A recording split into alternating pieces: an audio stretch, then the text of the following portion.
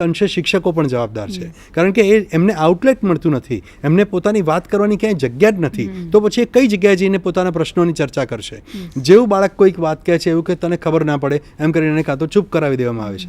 ધારો કે બાળક પોતાનો ઓપિનિયન કોઈ કહે તો એને કોઈ સાંભળવા તૈયાર નથી, એને નાનો માનીને કાં તો સાવ રિજેક્ટ કરાય છે, અથવા તો એવું માનવામાં આવે છે કે દરેક બાબતમાં વચ્ચે માથું મારે છે.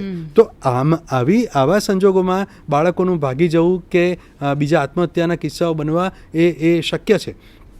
એટલે હું કહું છું કે આની રોકથામ જે છે એ ઘરમાંથી પેરેન્ટિંગથી શરૂ થાય છે. એટલે તરુણાવસ્થા જે છે એમાં ખાસ સૌથી મોટો જો કોઈ રોલ હોય તો એ માતા પિતાનો રોલ છે.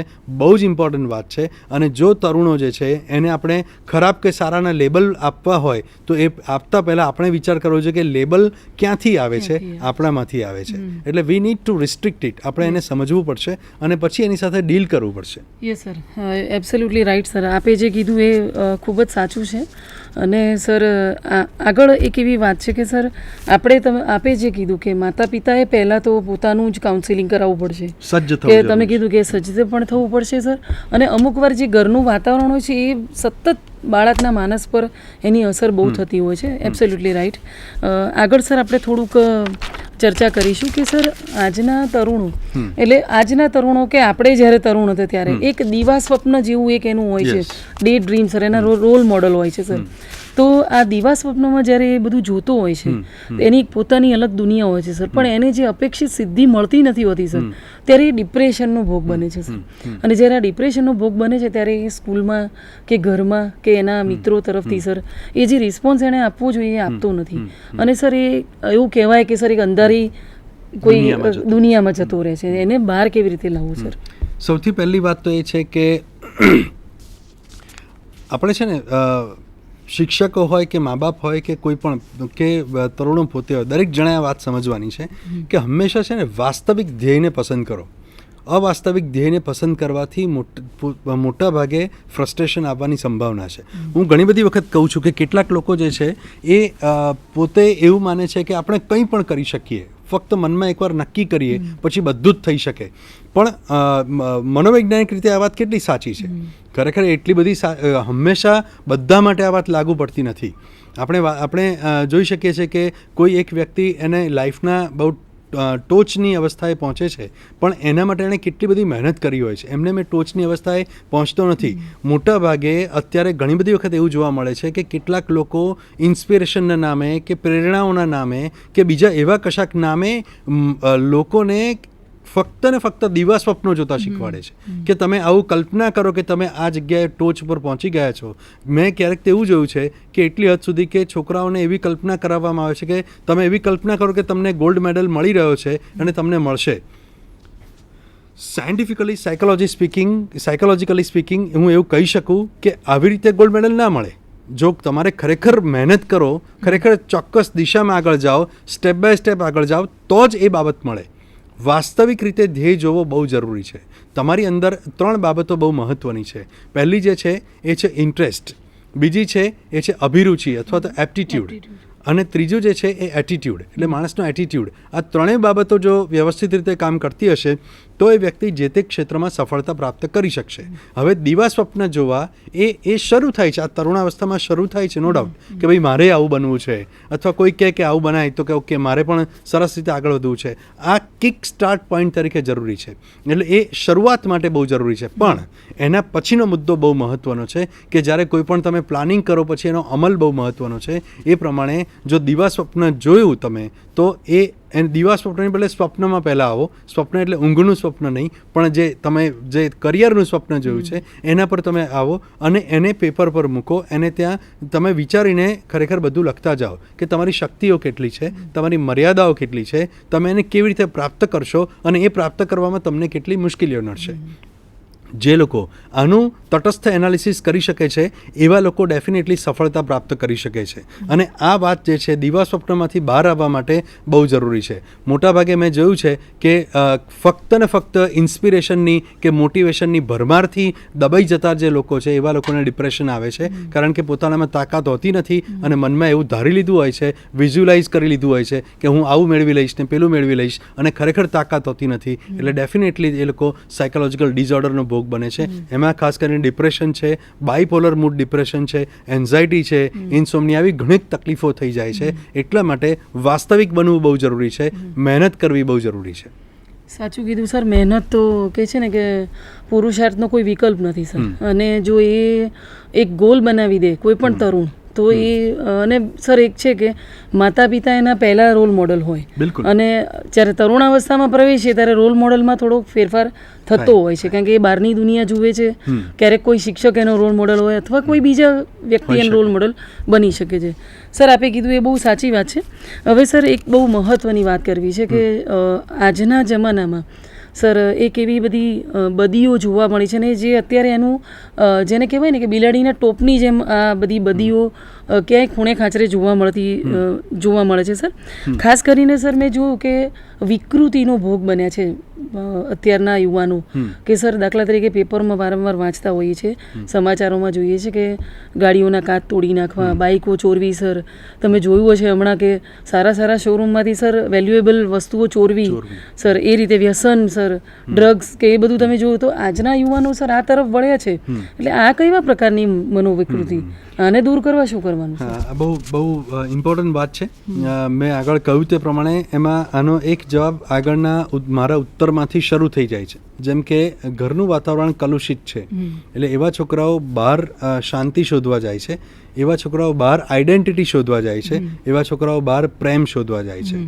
હવે થાય છે એવું કે બહાર પ્રેમ ને આઈડેન્ટિટી કદાચ એટલી ઝડપથી મળી શકતી નથી. એટલા માટે એ લોકોને પોતાની તરફ ક્યારેક સમાજનું ધ્યાન દોરવું હોય છે. એટલે સમાજનું એટેન્શન સિકિંગ કરવા માટે, ધ્યાન દોરવા માટે અચેતન સ્તરે આ પ્રકારની હરકતો થઈ જાય છે. અને એમાં એમને મજા આવે છે, સેડિસ્ટિક પ્લેઝર મળે છે. એટલે બીજાને દુઃખ પહોંચાડે એનો પોતાને આનંદ મળે છે. અને આવી સાયકોપેથિક પર્સનાલિટી એટલે સમાજ વિરોધી વ્યક્તિત્વ એમનું તૈયાર થતું જાય છે. અને ધીમે ધીમે જે ઇવન કેટલાક આંદોલનોમાં પણ તમે જુઓ તો જ્યારે બસના કાચ તોડવાની વાત હોય, કંઈક સળગાવી નાખવાની વાત હોય, ત્યારે આ બધી જે વાત છે એ કરનારા કે શરૂ કરનારા મોટાભાગના લોકો જે છે એ આવી માનસિકતાવાળા હોય છે. ચોક્કસ અન્યાય થયો હોય છે એ વાત અલગ છે, પણ એ એનો જે રસ્તો, હિંસક રસ્તો અપનાવનાર જે લોકો છે એ આ પ્રકારનો રસ્તો અપનાવે છે. બીજી ઇમ્પોર્ટન્ટ વાત એ છે કે જ્યારે એ લોકોને આવું કરવાનું મન થાય છે એની પાછળ એક બીજું પણ રીઝન છે. કારણ કે જો એ લોકો આવું કરે તો જ એ લોકોને મનની અંદર શાંતિ થાય છે, દે ફીલ ગુડ, એમને સારું લાગતું હોય છે. આ ખરેખર ડેફિનેટલી એ ભયંકર બાબત છે. ચોરવાની બાબત હોય કે બીજાને નુકસાન કરવાની બાબત હોય કે આપણે ન્યૂઝપેપરમાં વાંચીએ છીએ ગાડીઓના કાચ તોડી નાખવાના કે બીજું કંઈ પણ, ધારો કે બહુ ફાસ્ટ રેસિંગ કરવાનું બાઇક પર રસ્તામાં. તમે જુઓ કે દિલ્હી જેવા શહેરમાં રાત્રે લોકો નીકળી પડે છે ટોળા પર અને 2-3 હજાર માણસો સુધી નીકળેલા છે. 100-150 માણસો બાઇક ઉપર નીકળી પડે છે અને એને બધાનું ધ્યાન કેન્દ્રિત કરે છે અને એક પ્રકારનો હલ્લો મચાવે છે. આ બધા એટેન્શન સિકર્સ છે, એ ડેફિનેટલી નક્કી છે. એ ઉપરાંત આવા લોકો જે છે એ પર્સનાલિટી ડિઝોર્ડરનો શિકાર બનેલા હોય છે મનોવિજ્ઞાનની ભાષામાં, અને એટલા માટે આવું કરે છે. અને એમની ચોક્કસ સારવાર થવી જોઈએ, એમનું કાઉન્સેલિંગ થવું જોઈએ, તો જ એ લોકો રસ્તા પર સરસ રીતે આવે. બીજું, એમની સાથે જો શક્ય હોય તો એમના માતા પિતાનું પણ કાઉન્સેલિંગ થવું જોઈએ. અને હું તો હંમેશા કહું છું કે બાળકના કાઉન્સેલિંગ કરતાં પહેલાં માતા પિતાનું કાઉન્સેલિંગ બહુ જ અગત્યનું છે. જો માતા પિતાનું કાઉન્સેલિંગ થાય તો ડેફિનેટલી બાળકો જે છે એમના પર એની પોઝિટિવ અસરો થાય જ છે, અને એ પોઝિટિવ અસરો ડેફિનેટલી જોવા મળે જ છે. એટલે જે ઘરમાં શાંતિ છે, જે ઘરમાં કમ્યુનિકેશન છે, જે ઘરમાં પોઝિટિવિટી છે, ચોક્કસ ડિફરન્સ ઓફ ઓપિનિયન દરેક ઘરમાં હોઈ શકે, પણ એની સ્વસ્થ ચર્ચા હોવી જોઈએ, એની સરસ રીતે વાતચીત થવી જોઈએ. અને જે ઘરના લોકો સાથે બેસીને જમી શકતા હોય એવા ઘરના લોકોમાં આ બધી શક્યતાઓ છે પોઝિટિવિટી વધારે ફેલાય તેની. તો ડેફિનેટલી હું માનું છું આ પ્રોબ્લેમના સોલ્યુશનની શરૂઆત જ ત્યાંથી થાય અને ધીમે ધીમે છોકરાઓ જે છે એ પોઝિટિવ સારા નાગરિક બને. એ સર સારા નાગરિક બનાવીને આપણે સારો સમાજ ઊભો કરવા માગીએ છીએ. અને સર એમાં આ જે અવસ્થા છે એવું કહેવાય છે વસંત ઋતુ છે, જેને આપણે એ રીતે મૂલવી જ છે. સર આપે કીધું કે હમણાં પહેલાં જે એક પ્રશ્નનો જવાબ તમે એવો આપ્યો કે તમારામાં એટીટ્યૂડ હોય, એપ્ટિટ્યૂડ હોય. સર એમાંથી એક પ્રશ્ન મને એવો આવ્યો કે અત્યારે એપ્ટિટ્યૂડ ટેસ્ટ બધા બહુ થઈ રહ્યા છે કે સર 10th સ્ટેન્ડર્ડમાં એમ કે તમારું બાળક છે તો એપ્ટિટ્યૂડ ટેસ્ટ કરાવો. સર નો ડાઉટ વેલિડ છે, હશે જ, પણ સર પહેલાં એવા કંઈ એપ્ટિટ્યૂડ ટેસ્ટ થતા નહોતા અને એમાં પણ સર બહુ મોટી ફી લઈ અને એપ્ટિટ્યૂડ ટેસ્ટ કરવામાં આવે છે. અત્યારે મને એનું નામ નથી આવડતું પણ હાથનો પંજો મુકાવડાવીને એની કંઈક ફિગર લેવામાં આવે છે અને એના ઉપરથી એનું ભવિષ્ય કહેવામાં આવે. સર એ કેટલે અંશે સફળ છે? વેરી યુઝફુલ ક્વેશ્ચન, બહુ જ ઉપયોગી સવાલ છે દર્શક મિત્રો માટે. બહુ જ સાચું કહું તો મનોવિજ્ઞાનમાં એવી કોઈ વાત ક્યાંય છે જ નહીં કે હાથના પંજા પરથી તમારું ભવિષ્ય કોઈ ક્યાંય નક્કી થાય. એવી આ તદ્દન બિનપાયેદાર, અવાસ્તવિક, નોન સાયન્ટિફિક વાત છે, એ નક્કી છે. એના સાયન્સ બે પ્રકારના હોય છે. એક સુડો સાયન્સ હોય છે અને એક બેઝિક સાયન્સ હોય છે. ક્યારેક છે ને આ લોકો સુડો સાયન્સનો યુઝ કરીને એ વાતોને બેસાડી દે છે કે ભાઈ આ તમારા બ્રેઇન સાથે સંકલિત છે અને એના દ્વારા, પણ એવું ખરેખર છે નહીં. બીજી મહત્ત્વની વાત આપણે કરી, બહુ સરસ કરી, કે એપ્ટિટ્યૂડ ટેસ્ટ જે છે એટલે કે અભિરુચિની કે અભિયોગ્યતાની જે કસોટી છે એ કસોટીની સાથે કાઉન્સેલિંગ થવું જોઈએ. દરેક જણ એ કસોટીમાં અમુક રિઝલ્ટ લાવે એટલે બધા લોકો એન્જિનિયર થવાને સક્ષમ છે એવું નથી, કે ડૉક્ટર થવાને સક્ષમ છે એવું નથી, કે આર્ટિસ્ટ થવાને સક્ષમ છે એવું નથી. પણ એટલું નક્કી છે કે એ લોકોની સાથે જો એમનો ટેસ્ટ કરવામાં આવે, અને એ પણ ખાસ કહી દઉં આપણે અહીંયા બધા દર્શક મિત્રોને માટે ખાસ કહી દઉં કે જે લોકો બિલાડીના ટોપની જેમ ફૂટી નીકળ્યા છે અને જે લોકો બધા કરિયર માટેના એપ્ટિટ્યૂડ ટેસ્ટ કર્યા કરે છે, આ બધા નોન વેલિડ છે, નોન સાયન્ટિફિક છે અને એનું કોઈ મહત્ત્વ કે મૂલ્ય નથી. પહેલી વાત તો આ સમજી લો. બીજી વાત એ છે કે એને કરનાર વ્યક્તિ જે છે એ સાયકોલોજિસ્ટ હોવો જરૂરી છે, ક્વોલિફાઈડ સાયકોલોજિસ્ટ હોવો જરૂરી છે અને એને એનું મનોવિજ્ઞાનનું જ્ઞાન હોવું જરૂરી છે. કોઈ પણ માણસ ફક્ત ને ફક્ત મનોવિજ્ઞાનના જ્ઞાનથી પણ આ પ્રેક્ટિસ ન કરી શકે. એને એની ટ્રેનિંગ હોવી જરૂરી છે, એને એની ક્વોલિફાઈડ ટ્રેનિંગ એટલે ક્લિનિકલ ટ્રેનિંગ હોવી જરૂરી છે, તો જ વ્યક્તિ આનો ઉપયોગ કરી શકે. બીજી વાત કે એની સાથે આપણે કાઉન્સેલિંગને જોડીએ છીએ. એટલે બે અલગ અલગ ધારો કે વિદ્યાર્થીઓ છે, બે અલગ અલગ વિદ્યાર્થીઓના એપ્ટિટ્યૂડના રિઝલ્ટ એક સરખા આવે છે, પણ એવું બની શકે કે બંને વિદ્યાર્થીઓ અલગ અલગ ફિલ્ડમાં જવા સર્જાયા હોય, એવું પણ બની શકે. તો આ વાત આપણે અહીંયા અત્યારે સમજવી જોઈએ કે જેમ બ્લડ ટેસ્ટ થાય છે અને એમાં હિમોગ્લોબિનના પર્સન્ટેજ જેટલા એક્ઝેક્ટ આવે છે, એવા આ એપ્ટિટ્યૂડ ટેસ્ટમાં એક્ઝેક્ટ રિઝલ્ટ નથી હોતા. એનો બધો જ આધાર એ સાયકોલોજિસ્ટ પર હોય છે, એ જે કાઉન્સેલર હોય છે એના પર હોય છે, અને એ ક્વોલિફાઈડ રીતે જે કાઉન્સેલિંગ થાય એના પરથી નક્કી થાય અને માત્ર દિશા સૂચન થાય કે ભાઈ તું આમાં જઈશ તો તારા માટે સારું રહેશે. એમાં કોઈ ઠોકી બેસાડવાની વાત ન હોવી જોઈએ, માત્ર ને માત્ર ગાઈડન્સ હોવું જોઈએ, અને તો જ એ ડેફિનેટલી છોકરાઓ આગળ પ્રગતિ કરી શકે. નો ડાઉટ સાયન્સનો ઉપયોગ જ છે આમાં, આ નોન સાયન્ટિફિક નથી. Aptitude is a scientific fact, પણ એની સાથે બીજી ઘણી બધી બાબતોનું સંકલન કરીને આગળ જવું જોઈએ. પણ જે હાથના પંજાવાળી કે બીજી કોઈ રીતે થતી વાત, તો વી આઉટરાઇટલી રિજેક્ટ ઇટ. સર એટલે હા સર, બહુ સંતોષકારક જવાબ મળ્યો મને, કારણ કે સર આમાં મેં એવું જોયું કે પેરેન્ટ્સની એક દોટ હતી સર કે ભાઈ મારા દીકરાનું કરો, તમારા દીકરાનું કરો. એટલે સર આમ તો પેલું એવું થયું કે હાથ જોઈને ભવિષ્ય કહેવાનું. હા, એટલે એવું જ કે કુંડળી જોઈને, હાથ જોઈને, એમ કે જે આપણે રેખાઓ જોઈને કરીએ એવું હવે મશીન ઉપર હાથ મૂકીને ગયું. એટલે સર એમાં પણ પાછું પેરેન્ટ્સનો જ રોલ છે કે ભાઈ એમણે કરવું કે ના કરવું. બાળક તો ના જ પાડતું હોય છે. એવું મેં જોયું છે કે એ આ એપ્ટિટ્યૂડ ટેસ્ટ આપવા તૈયાર નથી જ હોતું, કારણ કે સર મેં જોયું છે કે એપ્ટિટ્યૂડ ટેસ્ટ માટે એટલીસ્ટ 5-6 કલાક જોઈએ છે સર. અને એ જ્યારે બાળક બેઠું હોય છે ત્યારે એની માનસિકતા જે હોય એ જવાબો આપવાની છે કે કેમ, એ બધું તમે જે કહ્યું એ બિલકુલ સાચું. કારણ સર આપણે જે ચર્ચા કરી રહ્યા છીએ સર એ જનરલ ચર્ચા કરીએ છીએ કે ભાઈ તરુણાવસ્થા એટલે શું, અને એના સંદર્ભમાં આપણે જે જરૂરિયાતો એની ખાસ જે કહીએ. અને સર એમાં પણ જે શિક્ષકોનો, વાલીઓનો રોલ, સમાજનો સર, હવે સમાજ માટે પણ યુવાન એ બહુ મહત્વનું અંગ છે સર. અને તમે કીધું કે સારા નાગરિકો, એમ કે સમાજમાં આવા થાય તો એક સારો સમાજ ઊભો થાય, એક દેશ સારો થાય સર. હવે સર આની સાથે સાથે કેવું કહે કે જ્યારે સમાજમાં આ બધી બદીઓ ધીરે ધીરે જો દૂર થાય સર, તો હું માનું છું કે કદાચ જે વ્યસનો છે બધી બદીઓ દૂર થાય. પણ સર મેં એવું જોયું કે માત્ર છોકરાઓની, છોકરીઓમાં પણ સર આપણે થોડીક હાઇલાઇટ કરીએ કે છોકરીઓમાં પણ સર એવી વિજાતીય આકર્ષણ વધ્યું છે સર, કે એમાં પણ એવું નથી કે છોકરાઓ જ જવાબદાર છે સર. પહેલાં એવું હતું કે ભાઈ છોકરાઓ જ આ પ્રમાણે વિજાતીય આકર્ષણ ધરાવે છે, પણ છોકરીઓમાં પણ એવું જોયું છે કે અમુક એટલી બધી હદે સર આપણામાં એવું કહેવાય છે કે ભાઈ એવું કંઈ સ્ત્રી પુરુષની વાત નથી, પણ સ્ત્રીઓની એક મર્યાદા હોય સર. એવી રીતે જે મર્યાદાઓ છે એ છોકરીઓમાં સર અત્યારે ઓછી જણાઈ રહી છે. તો સર એ તરુણીઓને તમે શું કહેવા માગશો? આમાં તેજલબેન એક વાત હું કરવા માગું છું કે આપણો સમાજ બદલાઈ રહ્યો છે, એમાં એ સ્વીકાર્યા વગર છૂટકો નથી. સૌથી પહેલી વાત તો આ છે. અને સમાજ કોઈ એક જણ નથી બદલી રહ્યું કે કોઈ એક જણના હાથની વાત નથી, એ આખો પ્રવાહ ચાલે છે. કદાચ જ્યારે અત્યારના જે લોકો પ્રૌઢો છે કે જે મિડલ એજના લોકો છે એ લોકો જ્યારે એમની યંગ એજમાં હતા ત્યારે એ લોકો પણ એમના માતા પિતાને જરા વધારે આઉટ ઓફ કંટ્રોલ લાગતા હતા. એટલે આ બાબત જે છે એ બહુ સાપેક્ષ બાબત છે.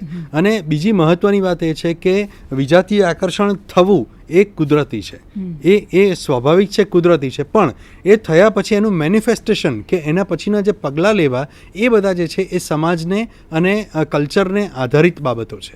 એટલે ધારો કે એક કોઈને આકર્ષણ થાય છે તો એ બહુ સ્પષ્ટ રીતે જઈને પૂછી શકે છે, વાતચીત કરી શકે છે અને એની સાથે સારા સંબંધો એ કેળવી શકે છે. એવું નથી કે પશ્ચિમના દેશો એટલે બધા ખરાબ જ છે, એવું નથી. પણ પશ્ચિમીકરણ જે છે એ પશ્ચિમીકરણમાં જ્યારે આંધળું પશ્ચિમીકરણ થાય છે તો એ આપણા માટે મુશ્કેલી સર્જે છે. ત્યાં આગળ ખરેખર ડેટિંગનો એક વિચાર છે. ડેટિંગનો વિચાર છે એ ખરેખર ખરાબ વિચાર નથી. સમાજશાસ્ત્રની દ્રષ્ટિએ, મનોવિજ્ઞાન દ્રષ્ટિએ સારો વિચાર છે. પણ અહીંયા ડેટિંગનો અર્થ લોકો જુદો સમજે છે. ડેટિંગનો મિનિંગ એ છે કે એક તરુણ અને એક તરુણી અથવા જે યુવાનો છે કે જે હવે પોતાની સંબંધ કદાચ સ્થાપિત કરવાની દિશામાં આગળ વધવાનું વિચારે છે તો એ લોકો એકબીજાને ઓળખવાની કોશિશ કરે છે, એકબીજાના સારા નરસા પાસાઓને જાણવાની કોશિશ કરે છે અને એકબીજાને વધારે સમજવાની કોશિશ કરે છે અને એકબીજાના બેકગ્રાઉન્ડને સમજવાની કોશિશ કરે છે. અને આવું થવું જોઈએ. જો આવું થાય તો જ બે માણસો એકબીજાની વધારે નજીક આવી શકે. આમાં જાતીય બાબતોનું આકર્ષણ તો એક વાત છે, નાની બાબત છે, પણ બીજી બધી બાબતો બહુ ઇમ્પોર્ટન્ટ છે. તો હું તો ઘણી વખત કહું છું કે કેટલાક લોકો મેરેજ કરતી વખતે કુંડળીઓ મેળવે છે એની બદલે આવી રીતે માનસિક મેળાપ કરવો જોઈએ, તો જ ખરેખર વધારે સારું જીવન ચાલે. એટલે મારી દ્રષ્ટિએ આ ઇમ્પોર્ટન્ટ બાબત છે. અને જે આકર્ષણની વાત હું કહું તો એ તો બદલાતા સમાજની એક નિશાની છે, એમાં કોઈ ડાઉટ નથી. ચોક્કસ એમણે નિયંત્રણ રાખવું જોઈએ, કંટ્રોલ રાખવો જોઈએ, પણ એ કંટ્રોલ હું દરેકના પોતાની સૂઝ ઉપર હું એને છોડું છું. દરેક માણસની સૂઝ પોતાને જે કહે એવું કરવું જોઈએ. જવાબદારી સાથેની સ્વતંત્રતા બહુ જ મોટી બાબત છે. હા સર, આપણે જવાબદારીની વાત કરી એટલે સર હવે આપણે તરુણમાંથી હવે એવા જવાબદારી એક ચર્ચા એ પણ તરફ વધી છે સર કે જવાબદારી જે શબ્દ હોય સર એ તરુણાવસ્થામાં ઓછો હોય છે સર, કે તરુણો એટલા જવાબદાર હોતા નથી. એ એક એવી અવસ્થામાં હોય કે સર બિંદાસ જેમ રહેવું અને એમ કે મોજ મસ્તી કરવી અને એ રીતે એક એમનું હોય છે એટીટ્યુડ સર. દરેક યુવાન અવસ્થામાં આવું હોય જ છે સર. હવે જવાબદારીની તમે વાત કરી તો સર એ યુવાનો જ્યારે જવાબદાર બને ત્યારે એમણે પોતાને એક બીબા ઢાળ એક બનાવવું પડશે. એટલે સર તમે અત્યારના યુવાનોને એક એવી ખાસ તમારી પોતાની સલાહ આપો કે તમારું જીવન કેટલું મૂલ્યવાન છે સર, અને પ્રવૃત્તિઓનું શું એમાં મહત્વ છે, વાંચનનું શું મહત્વ છે સર, અને શું કરી શકાય સર.